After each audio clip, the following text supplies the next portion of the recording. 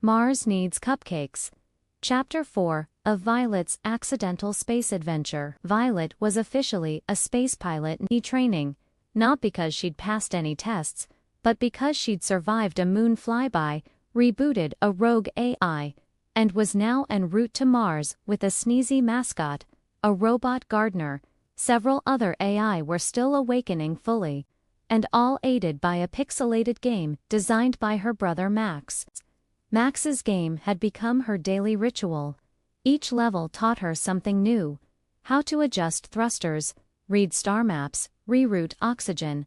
But it wasn't just technical information, it was uplifting emotionally to boost Violet and keep things fun. Every time she beat a level, Max's avatar popped up with a goofy cheer. "You're crushing it, Captain Vi," or he would say, "I knew you'd outsmart the asteroid slugs." It felt like he was right there with her. Sprout, who had previously only offered vegetables and weather reports, began asking questions. Why do humans play games to learn? Violet floated beside him, munching a space-grown carrot. Because games make scary things feel fun, and fun things stick. Sprout blinked. "I would like to learn empathy. Can you teach me through play?" Violet grinned. Challenge accepted. She began designing a new game, Feelings Farm. Sprout would grow emotional vegetables like nervous turnips and proud pumpkins and learn how to care for them based on their moods. It was silly, it was brilliant, and it was working. Meanwhile, back on Earth, Max had opened up Max's space quest to other kids. They could log in, fly alongside Violet's ship in virtual formation, and send her messages like "You've got this," and "Mars is lucky to meet you." Violet's cockpit lit up with encouragement. She wasn't alone. She was leading a fleet. Her parents' voices came through again, this time with updates. "We're working with the Space Center to patch Pilotex's programming," her dad said. "But until then, you're the captain, and we trust you." Her mom added, "You're not just brave anymore, Violet. You're becoming wise. You're teaching robots empathy and kids how to fly. That's astronaut-level stuff." Violet felt it.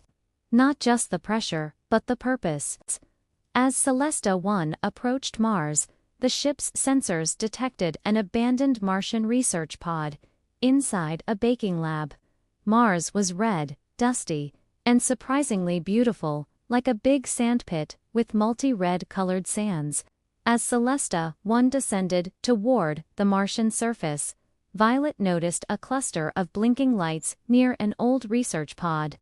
Pilotex announced, "Mars culinary module detected. Status, offline. Population, unknown." Violet suited up, grabbed Colonel Buff Sneaston, who sneezed dramatically into his helmet, and floated down to investigate. What she found was unexpected. Dozens of tiny, furry Martians, round-bodied, big-eyed, and covered in soft orange fluff. They chirped and squeaked, surrounding Violet with hopeful eyes. One of them tugged on her sleeve and held up a crumpled photo. A cupcake, purple frosting, star sprinkles. Violet knelt down. "You love cupcakes," the Martians squeaked in unison. Violet turned to the research pod. Its AI interface was flickering, voice garbled. "Chef unit, Ruby, offline, no cupcakes. 1,283 Martian days." Violet gasped. "You haven't had cupcakes in years." The Martians drooped. Even their fluff seemed deflated. Back on the ship, Violet summoned Fixit, the maintenance bot, a jittery toolbox-shaped AI, with a voice like a kazoo. "Mission: Cupcake Restoration," Violet declared. Fixit beeped enthusiastically and zipped down to the pod, welding, rewiring, and rebooting until the culinary module hummed to life. From the shadows emerged Ruby, the Mars-based chef AI, sleek, crimson, and shaped like a giant whisk. "Bonjour, Captain Violet," Ruby said with flair. "I am ready to bake." Together, Violet and Ruby whipped up a new batch of Martian cupcakes. red velvet crater cakes, dusty cocoa comets, solar sprinkle swirls.